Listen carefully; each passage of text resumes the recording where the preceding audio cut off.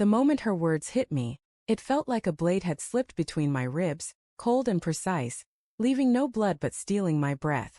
"I'm confused," she said, her voice soft, almost fragile as she stood in our kitchen, her fingers tracing the edge of a chipped coffee mug.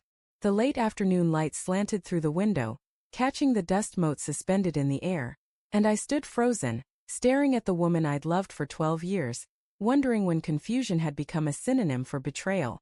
The house was too quiet, the kind of quiet that presses against your eardrums, heavy with unspoken truths.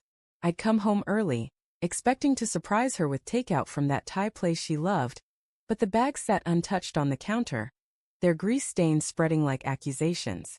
She wouldn't meet my eyes. Her gaze darted to the floor, to the window, to the mug, anywhere but me. I wanted to ask, confused about what? But the question lodged in my throat, sharp and immovable, because deep down I already knew. We'd been fraying for months, maybe years, though I'd convinced myself it was just the grind of life, work, bills, the endless cycle of routine. I'd ignored the late nights she spent texting, her phone angle just out of my sight, the way her laughter felt forced when I tried to make her smile. I told myself it was stress, that she was tired, that we were fine. But standing there, watching her fidget, her lips trembling as if holding back a flood, I realized I'd been lying to myself as much as she'd been lying to me. "Do you want to talk about it?" I finally asked, my voice steady despite the tremor in my chest. She shook her head, a small jerky motion, and set the mug down with a clink that echoed like a gunshot in the stillness.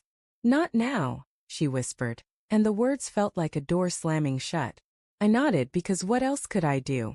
I picked up the takeout bags, their weight suddenly unbearable, and carried them to the fridge, each step heavy with the knowledge that something was breaking, something I couldn't name yet.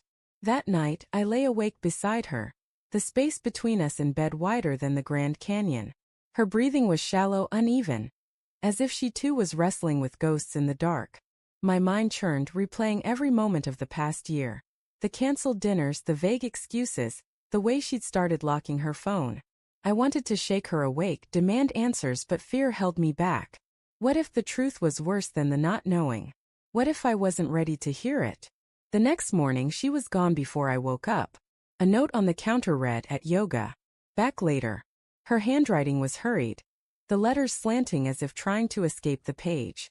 I stared at it, my coffee growing cold, and felt a prickle of unease. She hadn't gone to yoga in months. I checked my phone, half expecting a text, but there was nothing. Just a screensaver of us from last summer, grinning at a beach we'd never visit again. I opened her laptop, left carelessly on the dining table, and my heart pounded as I typed her password. It still worked. That small victory felt like a betrayal of its own. Her email was open, and there it was staring back at me. A thread with someone named Chris. Not a name I knew, not a colleague or friend she'd ever mentioned. The subject line was blank, but the messages weren't. "I can't stop thinking about you. When can we meet again? This is killing me, but it feels so right." Each word was a punch, knocking the air from my lungs. I scrolled, my hands shaking, reading promises and plans that didn't include me. A hotel receipt from last month. A photo of them together, her smile brighter than I'd seen in years. I closed the laptop, my vision blurring, and sat there, the silence screaming louder than ever. When she came home, I was waiting. The laptop was open again, the screen glowing like an indictment. She froze in the doorway, her yoga bag slipping from her shoulder. "You went through my things," she said, not a question but an accusation, her voice sharp with defiance. "You're confused." I shot back, my voice cracking. "Try finding out. Your wife's been lying to you for months." Her face crumpled, but not with guilt, with anger. "You don't understand," she said, stepping closer, her hands balling into fists. "You never did." The fight that followed was a storm, all thunder and no rain. She admitted to the affair, to Chris, to months of sneaking around, but she framed it as my fault. My long hours, my distraction, my failure to see her. I wanted to scream that I'd tried, that I'd loved her through every argument, every doubt, but the words wouldn't come. Instead I asked, "Do you love him?" She hesitated, and that pause was worse than any answer. "I don't know," she said finally, her voice barely audible. "I just know I'm not happy here." The days that followed were a blur of cold civility. We moved around each other like strangers, her in the guest room, me on the couch. I hired a lawyer not out of spite but because I needed something to hold on to, something to make sense of the chaos. He was calm, methodical, laying out options like pieces on a chessboard, but every word, custody, assets, separation, felt like a nail in the coffin of the life we'd built. I didn't want revenge. I wanted her to feel the weight of what she'd done, to understand the hole she'd carved in me. One night, I found her crying in the kitchen, the same mug in her hands now cracked along the rim.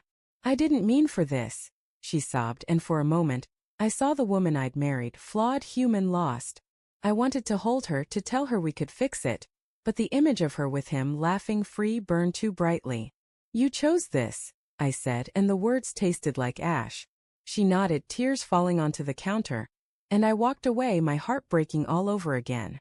The lawyer's office was sterile, the air thick with the scent of paper and ink.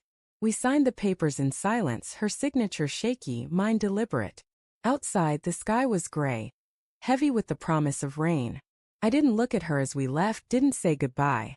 I drove home, our home now just mine, and sat in the empty kitchen, the Thai takeout long gone, the mug still on the counter.